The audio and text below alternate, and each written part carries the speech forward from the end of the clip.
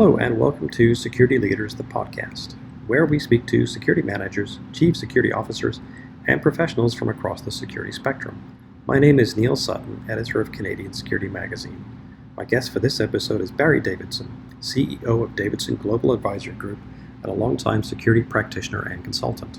Barry has led protection teams for dignitaries including the Dalai Lama, Queen Noor of Jordan, Secretary of State Condoleezza Rice, and General Colin Powell. Barry was also the security lead for the Alberta leg of the Papal visit this past summer. I spoke to Barry about his experiences working with the Pope's own protection force, the Swiss Guard, along with other Canadian security and law enforcement partners who were involved in the Pope's recent visit. We also spoke about Barry's new role as a project manager for Island Health based in Victoria, BC. Before my conversation with Barry, here's a quick word from our sponsor, Commissionaires. There can be an over-reliance on technology as a silver bullet to resolve all the ills. Technology is about a tool. It really comes down to the operators and having those individuals understand the role that they play, not only for client safety and security, but the security and safety of the community as a whole. I'm Don Thompson, Director of Operations for Commissionaires Hamilton. If you'd like to learn more about Commissionaires, please visit commissionaires.ca. So thank you for joining us on the podcast today, Barry. We really appreciate you taking the time. It's my pleasure. It's an honor to talk to your audience. I'm a huge fan already, so now I get to critique myself afterwards. We've talked about this before, but you were involved in a major security project earlier this year, looking after the Pope, who was visiting Canada and touring various parts of the country. But as the person that was sort of appointed to lead the security detail or work with his security detail, can you tell us a bit about what it was like looking after a VIP of that sort of stature in the world? It was intense. It was incredibly gratifying. I have within my circle of colleagues and friends can now claim that I have hit the two major spiritual leaders of the world. I've taken care of the Dalai Lama and now the Pope, who I believe is the only level 5 VIP we have in Canada. The project itself, just the being around those people, which is why I love what I do within the global security industry, is amazing to meet and learn from these people. Just an amazing group of people that work so hard to accomplish or achieve what they need to achieve through some of the biggest challenges. And of course, in our role, I was responsible for His Holiness's visit through Alberta. So we had 5 sites and some interesting parameters we had to work around that most of my colleagues in the security industry will cringe when they hear how we had to be creative. But it was incredible. It was intense. It wasn't like anything else I've done. I've done G8s, I've done several Olympics, and never had the intensity that was there for this one. So how did you come to get involved in it? Were you approached in order to kick this off? Like, how did it start for you? I was recruited for it. I was referred to the national security lead through colleagues, and they were interviewing 2 or 3 people. And apparently I fit the bill and brought it together, and they were happy with that. And I have to admit, when I first got the call, you sort of wonder if one of your friends is playing a joke on you when they say that so-and-so is calling from the Vatican to speak to you about a security operation. I was like, yeah, really? Who is this really? But I have to say that probably one of the many things that was rewarding to take from this is the fact that my own colleagues in the industry would refer me into a project of this scope and scale. So that felt really nice, and I'm very humbled by that. So once you'd secured the job and you had this full scope of it in front of you, how did you plan? Like, what was your approach to addressing the different sites? Did you take this on as you would any other sort of large security project, or was this different just because, it's the Pope? Definitely different. Our risks are similar to any VIP, but scale changes, obviously, and our target population changes. The other thing was something that helped me get through the intensity of it all was we pulled this all together in, I think it was a total of 12 weeks. And normally an operation of this size over 5 sites probably would be a year and a half. I know on G8 operations, we are 8 months to a year in planning. And we jumped into this with a core operating and logistics team of 5 people. And we had first contact was 12 weeks out. By the time I was engaged, we only had, I think, 10 weeks to pull teams together. And we had some interesting parameters around that made it more challenging. My template for these large events is pretty standard. We run our own operations center to pull open source intel and to deal with the agencies that we have friendly conversations with to get a grip on what that risk looks like.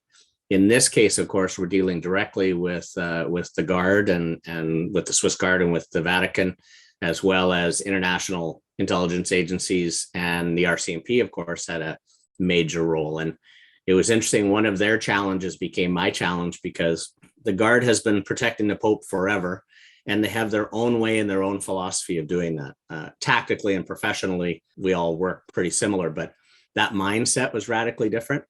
And with me being stuck in the middle, being responsible for the site security, had me having to buffer a little bit of some of the RCMP not being comfortable with what the Vatican was looking for and vice versa. So that ended up being a bit of a challenge along the way and created more necessity to be that person that helped those relationships between all of the agencies stay strong and stay credible.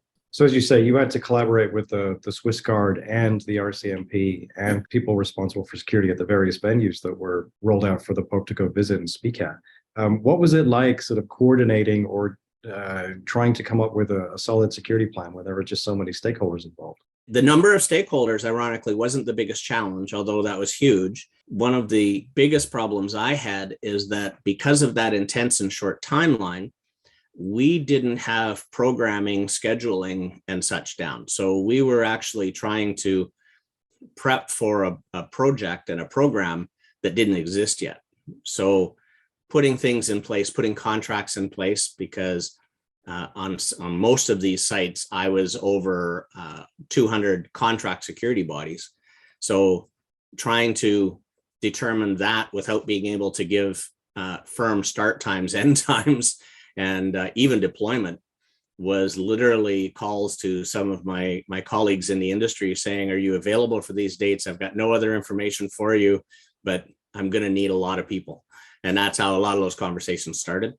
The other challenge we had, and it turned into another incredibly rewarding piece of this project, was that we were mandated to, where possible, if not everywhere, utilize Indigenous security personnel, ideally from the nations that we were going into.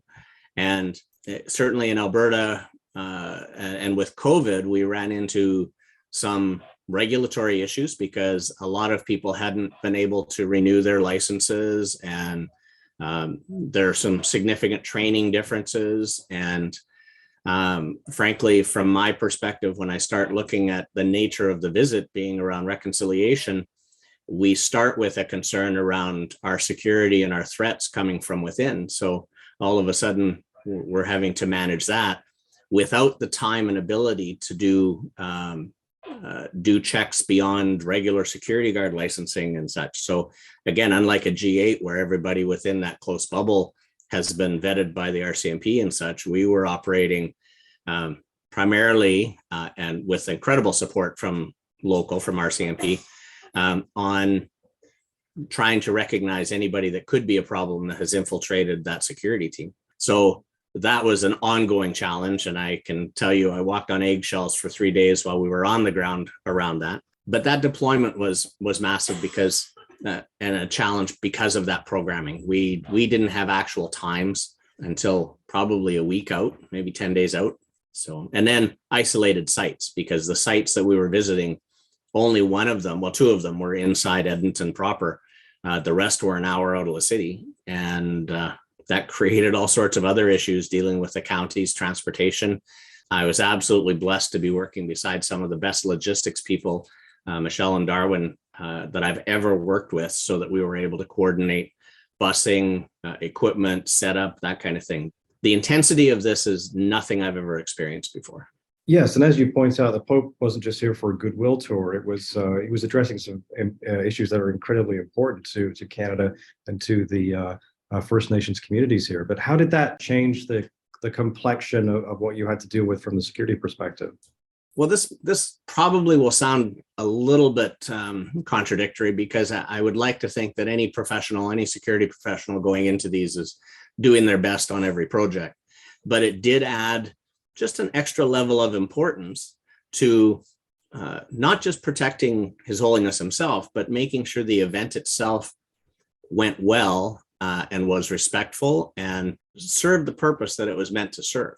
It was a very interesting learning for me, because the church worked so hard and the Pope was so committed to reconciliation that very early on, I recognized that while communications and Vatican media is fierce in their protection of the Pope and reputation, they were very open to learning along the way and working with our nations as we were stepping in and working within security requirements, but also making sure the right people actually had a relationship and a conversation with him. It must have been a huge learning experience, almost a unique one, I would say. But what are the big takeaways from you? Any sort of lessons learned that you can carry forward to future projects, or anything that sort of maybe took you by surprise? Like, what sort of were your big takeaways from this experience? The first big one is time matters. I know I keep saying that, and I have often on larger projects lamented the fact that it takes us 10 months to get to project day. I will never again complain about that, ever. Now, that being said, that momentum, and I will be the first to say there's a certain element of luck when you look at any large security operation in a high risk operation, that if you pull it off, did it go smoothly because of what you did, or because there wasn't really anything inbound? In our case, everything went smoothly. The little bumps along the way didn't make headlines. And it did help me learn to trust more the people on the ground that weren't necessarily at the professional level that I would normally bring in, if that makes sense. So, for example, our security teams on all of these sites were exceptional through some huge challenges. On one site, for example, we opened the site at 6:30 in the morning. And because of busing, of the 200 guards I was supposed to have there, I had 32. And we were still able to open the site.